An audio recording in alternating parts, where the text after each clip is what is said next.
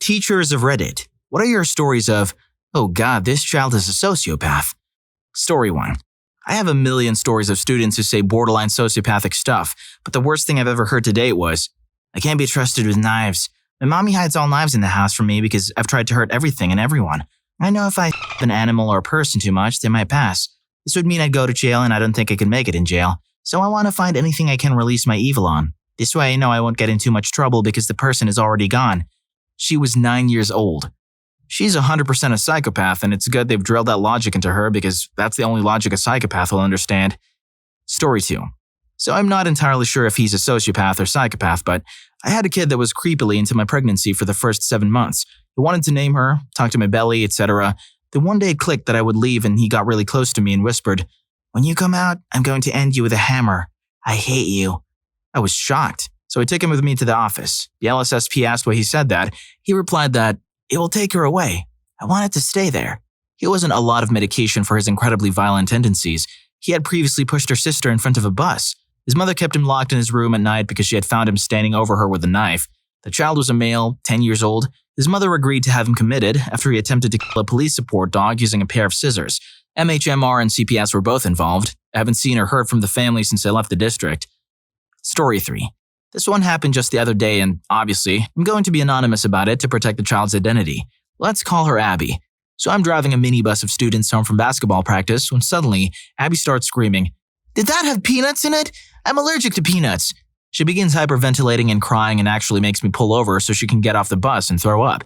We're about 15 minutes from the school and I'm literally having a panic attack. So I called the principal and asked what I should do. Do we have an EpiPen on hand at school, etc.? She seems confused and puts Abby's grandmother on, who tells me she wasn't aware her granddaughter, who's claiming she can barely breathe, had any allergies. When we got back to the school, I was about ready to faint, and the principal brought out her registration paperwork to show me. No listed allergies. She isn't allergic to anything. It was all an act. The hyperventilating, the crying, and even the throwing up were all for attention. Abby is going to pull the stunt one day, and someone who has been patiently waiting for the right moment to employ their training will slam an EpiPen into her. Wonder if she'll learn then. Story 4. Had a high school freshman who was a very boisterous kid, and youthful for his age. One day he was being disruptive and acting up, so I asked him to step out of the room while me and my co-teacher continued the lesson. I calmly explained to him why I had taken him out, why his behavior was disruptive, and asked him to be more mindful in the future. He seemed attentive to me, and to understand where I was coming from. Then, just as I was about to go back in with him, he says to me, "Okay, I'm gonna start crying so everyone thinks you yelled at me."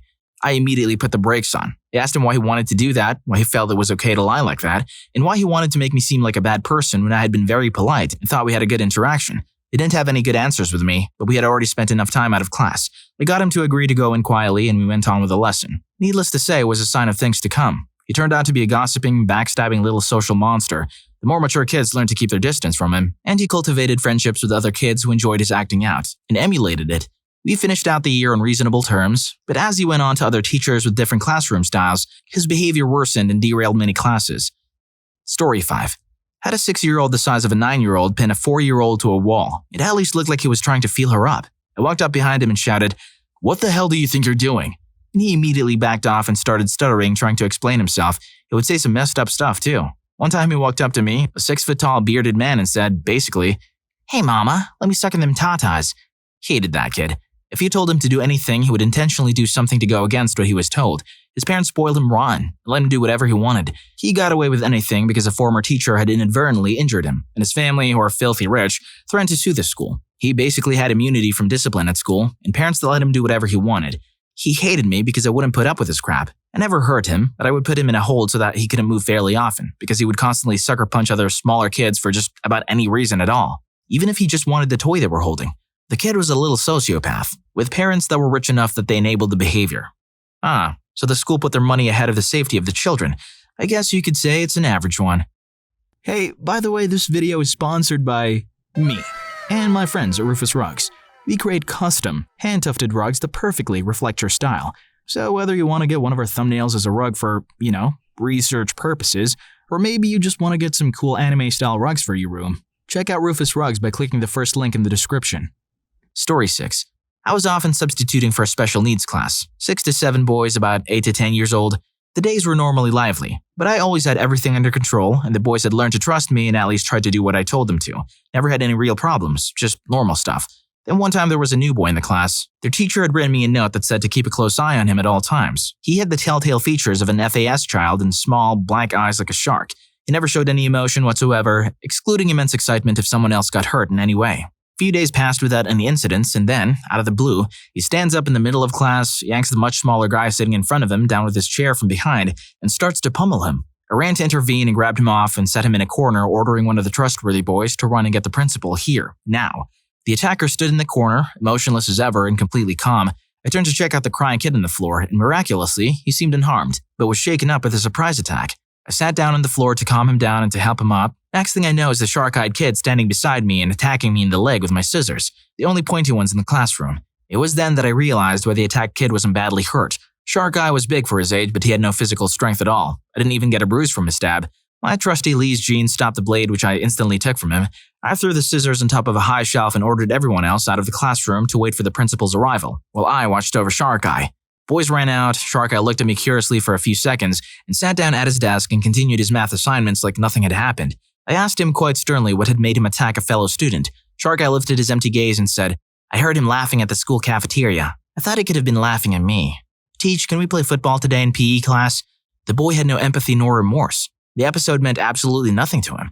When the principal arrived, we went through the situation and the class affirmed my description of events as they had happened. Shark Eye's mom picked him up early and he stayed at home for a few days.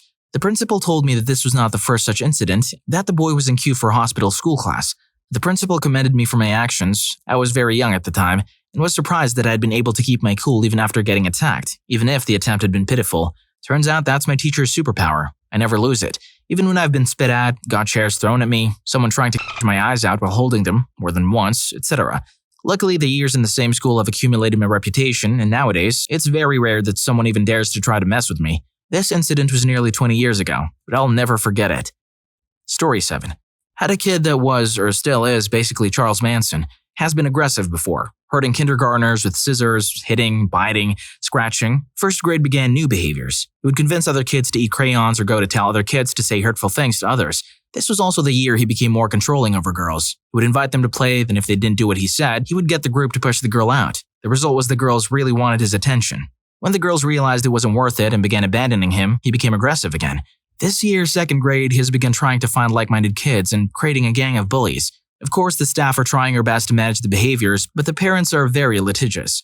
Multiple school psychologists and social workers have recommended individual therapy and social minutes, but the parents insisted that it wasn't needed. They said that we were lying about the behaviors and wanted their own social services person to come in for observation. So, obviously, the student was in his best behavior. He's not stupid by any means. He knew what was up. The parents then used those findings to stonewall us for 6 more months. I do not believe any child is beyond saving, but there are kids that really cannot be saved by public schools. This kid needs more social or psych minutes, smaller classes, and more adult attention. We just don't have the money to provide that, especially when parents want to fight us every step tooth and nail. Yeah, kids can be scary sometimes. The scariest thing is when you realize their parents aren't just going to defend them, but actually sabotage you. The scariest thing for me, though, is you enjoying this video but not leaving a like and subscribing to the channel. Come on. Story 8. I worked with a student who would fit this description. The stories of the things he did are extensive. One example is that he got up from his seat to throw something away. On his way back, he walked up behind a student who was distracted working on his assignment. Out of the blue, he pushed the working student's head forward and into the desk. He gave him a broken nose. There had been no previous altercation or source of friction between the two. His parents were divorced and his mother was too afraid of him to have him during the days she had custody. His father would move him frequently from school to school once his behavior got so bad that the school started the process to get him into psychiatric care. Story 9. I taught a 4-year-old boy who actually scared me because I fear what his future will be. I can see him ending up doing some awful things to people. He would try to kiss and hug girls, and when they didn't want to, he'd hold them tightly and try to anyway, even if they loudly protested. I explained that there is no kissing in school, and if someone doesn't want to hug, they absolutely don't have to. I also said that some people don't like hugging. He said, "Well, I want her to, so she will." He just couldn't understand boundaries of any kind. This is just one tiny example of the things he did. I did refer him as I believe he has autism, and he's undergoing assessment now and awaiting a diagnosis, but I worry there's something else there with him. He would also watch other children to see how he should act. For example, a child might be sad and another child comforts them. He would copy this behavior but totally exaggerate it, like completely over the top, and use it as an excuse to touch others, mainly girls. He never showed any emotion other than anger and jealousy. He had a very scary look in his eyes, and I've never met another kid like him. Story 10. Not a teacher, but I was in his class when it happened. This was in 7th grade, I think. The teacher asked everybody to turn in their homework, and he asked for an extension because he was absolutely swamped for the last week. The teacher said no, and instead of just being okay with it, this kid picked up a chair and yeeted it across the classroom at the teacher. It hit her on the forehead and she had to get stitches, and the kid was expelled. Story 11. I taught a 15-year-old boy who was really creepy. He submitted a creative writing story about unconsensual intercourse in which he graphically described how a white, blonde woman was being taken to corrupt the purity she feigns, which was quite scary as a white, blonde woman to read. When confronted by a vice principal, he started ranting about how he hated all the girls in the class because they were all even though none listed had ever had an interaction with him, positive or negative. He then wrote me an apology letter where heaps of the lines were aggressively crossed out with a smiley face drawn next to them. At the last confrontation with the vice principal, he got really aggressive, walked out and punched the school fence several times. Unfortunately, he wasn't expelled. These incels are getting younger and younger. Yikes. Story 12. I was asked to babysit a 9-year-old girl and a 3-year-old boy a few weekends ago. I'd never met the kids, but I figured the 9-year-old and I will just hang out with a mutual understanding that she doesn't need me there, and the 3-year-old might need some redirection and to just be kept occupied. Boy, was I wrong. The 9-year-old was a straight-up manipulative bully. She gave the boy jobs to do and playing Play-Doh, and then tore him up, telling him how bad he was at every job she gave him. She chased him down around the house with a sharpened pencil. She roughhoused him until he got hurt and ran upstairs crying, and then she chased after him, laughing, going, I'm really sorry. She stole the TV remote out of my hand and hid it when I tried to find a movie to put on. She tried to tell me that his bedtime wasn't actually when the kid's mom told me it was and got him up to play trucks. Then when I was finally getting him to go to sleep with a story, she came in the room and told me that it was way past his bedtime and he was not allowed any more books. I'd never met a child so starved for control. But I really question where this is coming from because 1, I gave her nothing to push back against. If she was controlling because I was treating her like a child, I would have understood, but I wasn't. And 2, it was clear her parents weren't extremely strict with her on a normal basis. Anyway, my first clue should have been when the parents offered me a higher pay per hour than I asked for. Even with a chance to make $100 in one night, I am never going back. Story 13. I had a student while I was doing my student teaching, 8th grade. He was constantly in trouble, but during the time he was in class, he just stared off with the most vacant look in his eyes. It truly scared me. It was downright creepy. One day, he was up at the whiteboard writing some stuff, I think it was correcting sentences, with a bunch of other kids who were doing the same thing. I wasn't watching the kids at the board, and all of a sudden, you hear this blood-curdling scream and look over. He had brought a hypodermic needle and had attacked the girl next to him with it. He had been holding it in his hand the entire time, just waiting for the opportunity to stick someone. It was, of course, terrible, but the girl turned out okay. The worst part besides that was how he laughed when security came to get him. Ugh, I'm shuddering now just thinking about it. The real question is, where does a kid even get a hypodermic needle? Story 14. Not a teacher, but when I was younger, maybe 8, I remember going to some family gathering way out in the country. There were tons of distant relatives there. Great-grandparents had 11 kids, and therefore lots of cousins I didn't know. One girl, probably 4 or 5, was scary. All of us kids would try to play with her and she would just act strange. But one thing I really remember was someone was showing us some baby chicks, letting us hold them and pet them. The mother had just explained to us, be very gentle, they're babies, etc., etc. Well, this little girl is holding a baby chick on her palm, looks right into my mom's eyes and just squeezes this chick. Really hard. They stopped her and to my knowledge the chick was fine, but I'll never forget the look in her eyes. Immediately after this happened, her dad scooped her up in his arms and she just looked back at all of us, smiling maniacally. Story 15. I had an ex who was a preschool teacher and he affectionately calls his students my little sociopaths. Not to their faces or parents, because that age is just… empathy is a learned skill, let's put it that way. I had honestly never thought about it, but he taught me that things like hitting is bad because it hurts people and hurting people is not a good thing is something that kids have to be taught. Just to be clear, that while kids have a huge range of emotions that we sometimes forget about because they can't use their words for them the way adults do, the behaviors one uses to demonstrate concepts like caring for others are a skill of sorts to be demonstrated, taught, and practiced. And it's much harder to get them to understand it when they're older than, like, 4 or 5. I think he said 3 is really when they start to get it, but often parents are still treating 3-year-olds like babies. My mom was a teacher for several decades and she taught some real winners too. There's a kid a few years younger than me that she had and she never explicitly said anything bad about him because he was the son of one of her friends and lives in the neighborhood, but that kid was straight from a horror movie. He's adopted, and one of the first things he did after his parents brought him home was to shut the family dog in the refrigerator. One time he sneaked up to my parents' house in the middle of the night. We lived in the middle of nowhere, so this is terrifying in and of itself, and tried to break into our house. My parents usually left the doors unlocked at night, and I would go around after they went to bed and lock them. When that didn't work, he got the electrical wiring to our outside lights, so it was pitch black outside and we couldn't see anything, and then slashed the tires in my car and tried to break the windows. He used to just mess up other kids, especially younger ones, whenever the mood struck him. That is like 30 now, and he's still a total POS. Like he still lives with his mom and he's gotten her house swatted at least 5 times because he deliberately goes online into spaces where that's a thing and antagonizes people, then takes off to leave her to deal with the fallout.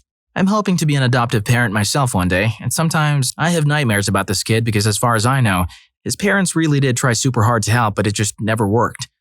Story 16. Not a teacher, but at my kid's daycare, there was a bona fide sociopath in the making. This kid would inflict harm on others with a genuine smile on his face like he was playing, but he was secretly enjoying it. Hitting, biting, punching, kicking, breaking toys, destroying artwork, but very secretive and carefully planned when teachers or parents weren't looking. He was really intelligent and well-spoken for his age as well. Yeah, he was asked to leave after a few years and pretty much every parent there was relieved. I hope you enjoyed the video, and if you made it this far, I'm sure you'll also enjoy The Child Who Is Not Embraced by the Village Will Burn It Down to Feel the Warmth. Story 4 was too dumb to be real. See you in that video.